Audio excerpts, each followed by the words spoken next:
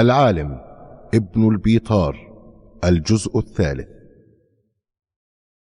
زار العالم ابن البيطار كثيرا من الأماكن منذ بداية شبابه، فمن الأندلس مسقط رأسه تنقل بين المغرب والجزائر وتونس، وأقام قليلا في مصر، ومنها انطلق إلى دمشق، ثم أكمل تلك الرحلة الطويلة بذهابه إلى اليونان وأرض الأناضول، يعاين النباتات في مواطنها الأصلية ويدرسها بتمعن، ويجري عليها تجاربه وأبحاثه، وإلى جوار ذلك يضع المؤلفات الخاصة بعلم النبات.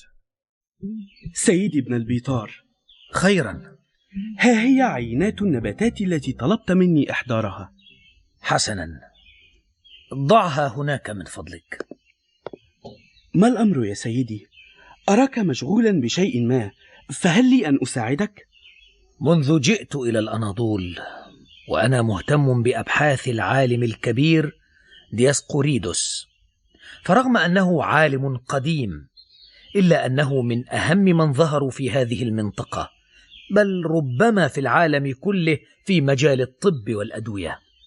نعم، إنه عالم شهير جدا، وقد ألف كتابا يضم 5 مقالات حول كل ما يعرفه من الأدوية. كان معلمي أبو العباس بن الرومية قد قرأ علي هذا الكتاب وشرحه لي، بل ألف كتابا أسماه شرح أدوية دياسقوريدوس وجالينوس والتنبيه على أوهام مترجميها، ولكنني أفكر في وضع كتاب آخر لترجمته وشرحه. مادام يوجد كتاب بالفعل، فلما ترهق نفسك في وضع كتاب آخر يشبهه؟ لن يشبهه، فسأتبع منهجا آخر في ترجمة الكتاب.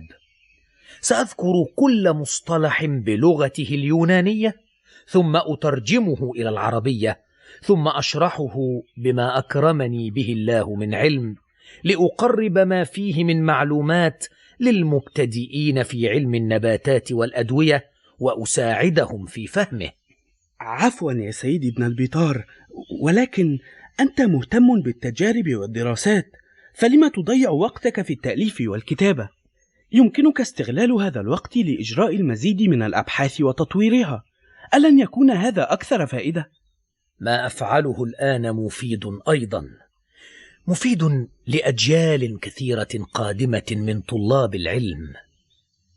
دور العالم لا يقتصر فقط على اكتشاف الجديد، بل يجب أيضا أن يكون له دور في توصيل ما عرفه ممن سبقوه لمن سيجيئون بعده.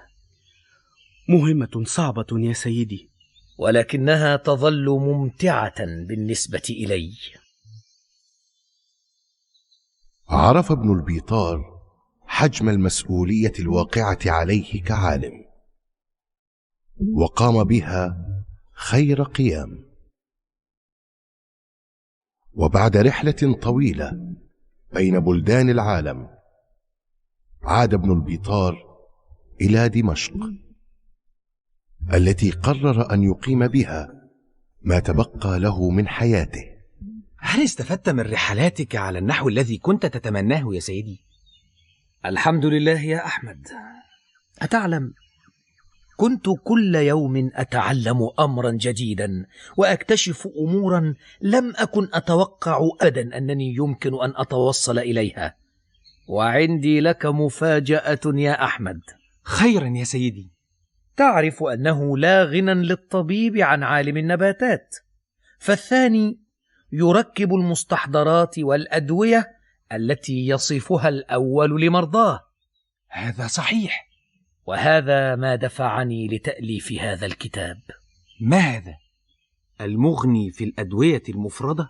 نعم، هو كتاب قسمته إلى 20 فصلا، وجمعت فيه ما عرفته من الأدوية التي لا غنى للطبيب عنها، كما قمت بترتيب الأدوية التي تعالج كل عضو من أعضاء الجسد ترتيبا مبسطا، ووضحت كل هذا بطريقة مختصرة.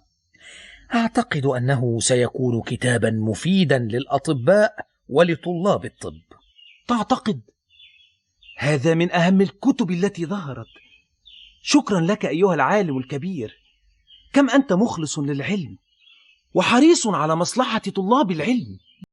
وبعد عودته إلى دمشق ظل ابن البيطار مستمرا في تجاربه وأبحاثه بنفس الحماس الذي بدأ به شابا. أما زلت في معملك يا سيدي؟ نعم يا أحمد. هل تريد شيئا؟ أريدك أن ترتاح قليلا.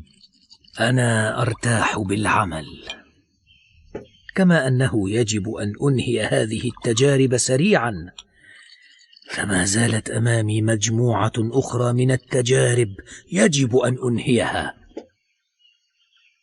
إن سمحت لي يا سيدي، فعندي نصيحة أريد أن أنصحك بها، وأعتذر إن كنت أتجاوز حدودي. تتجاوز حدودك؟ على العكس، يجب عليك أن تنصحني وتنبهني متى ما رأيت هذا ضروريا. هات ما عندك. أليس من الأفضل أن تتفرغ الآن للتدريس؟ لقد وضعت مؤلفات ورسائل كثيرة في علم النباتات، وقرأت الكثير والكثير من المراجع وكتب السابقين، وأجريت مئات التجارب. فما الفائدة من أن تقوم بتجربة قام بها من قبلك ودونوا نتائجها؟ لا تنسى أنني أقوم بتجارب جديدة، فما لدينا من المعرفة والإمكانات الآن يفوق ما كان متوفرا لمن سبقونا، ولكنني لا أنكر أنني أقوم بتجارب قام بها آخرون قبلي، وإنما أفعل هذا لأتأكد من صحة التجربة ودقة نتيجتها. أنا مسؤول أمام تلامذتي عما أقوله لهم، وبالتالي لا بد أن أتأكد من صحته، ولن أتأكد إلا عن طريق التجربة. وماذا عن المؤلفات التي تكتبها، رغم أن هناك من السابقين من ألفوا كتبا مهمة اعتمدت أنت نفسك عليها؟ إن أعمال القدماء غير كافية وغامضة من أجل تقديمها للطلاب، لذلك يجب أن تصحح وتكمل حتى يستفيدوا منها أكثر ما يمكن. ولنأخذ هذا الكتاب مثالا. هذا كتاب القانون في الطب لابن سينا، إنه من أهم كتب الطب، إنه مهم للأطباء، ولكن عالم النبات يريد كتابا آخر أكثر تفصيلا وتخصصا. اهتم ابن سينا في هذا الكتاب بدراسة النبات، وتناوله تناولا عاما من حيث أوصافه الدقيقة التي تميزه عن غيره، وذكر أماكن وجوده. أما أنا فأركز على الخصائص الطبية لكل نبات وفوائده في العلاج ومداواة الأمراض، وأقوم بتفصيل المزايا الطبية لكل نبات على حدة. العلم يا أحمد طريق طويل، لا بد لكل من يمر فيه من العلماء أن يترك علامة تنير لمن يأتي بعده الطريق، تماما كما اهتدى هذا العالم بعلامات تركها من سبقوه. فهمت يا سيدي، فهمت. وقد توصل ابن البيطار إلى صناعة أدوية لم يسبقه أحد إليها في عصره. هذا النبات يسمى الهندباء، وقد توصلت لاستخدامات طبية ودوائية متعددة له، ولكن أهم ما اكتشفته أنه قد يساعد في الشفاء من الأورام الخبيثة التي تصيب الجسم. هذا عظيم. حسنا، انتظر أنت. سيدي، أنا المرأة التي... أذكرك يا سيدتي، كنت تريدين دواء لابنك لأنه يعاني من ارتفاع في الحرارة. نعم، وقد بدأ يسعل أيضا. ذهبت إلى كل الأطباء كما طلبت مني، ولم تنفع أدويتهم في شفائه. الأدوية تساعد في الشفاء يا سيدتي، ولكن الله وحده هو الشافي. نحن نحاول أن نساعد الجسم على الشفاء فقط. تفضلي. ما هذا؟ سبانخ؟ نعم، إن لها تأثيرا خافضا للحرارة، كما أنها تعالج التهابات الصدر. إن لم تتحسن حالته حتى الغد فاذهبي به إلى البيمارستان النوري، وستجدين هناك كل الرعاية بإذن الله. شكرا يا سيدي. ولما لم تصف لها دواء يا سيدي؟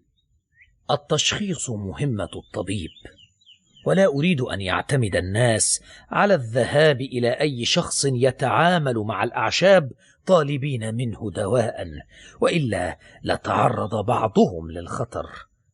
إنها أمانة، صحة الإنسان وحياته أمانة، ولا يجب أن نستهين بها.